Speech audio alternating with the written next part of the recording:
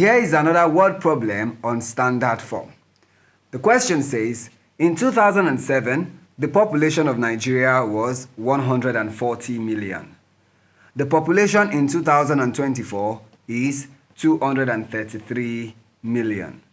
A. What is the increase in the population of Nigeria during the 17 years? And B. Express the increase in standard form to one significant figure. So, solution. Now we know that in 2024 we have 233 million, and then in 2007 it was 140 million. So the increase would be the difference between these two populations. So for A, to get our increase, that would be population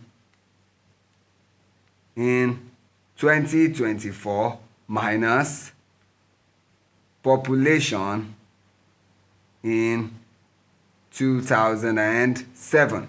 And that gives us 233 million, that is 6 zeros will follow.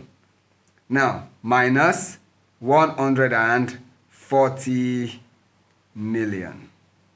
Now, when we subtract this, we get 0 minus 0, 0.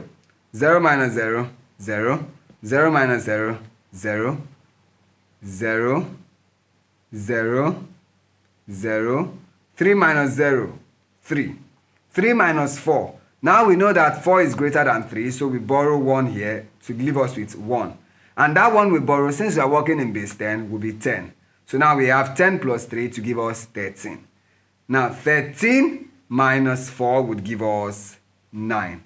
And 1 minus 1 is 0, which we do not need to write. So our answer is 93 million. So now that we've gotten the increase, we go to B. Now B says we should express that increase in standard form. So we have 93 million. To express this in standard form, we're going to pick the first digit, and then we have a decimal point, and then 3. Multiplied by a power of 10. Now to know the integer that will go at the power place here, 10 has to have a power, that is n, a number. That number would be the number of digits after the digit 9.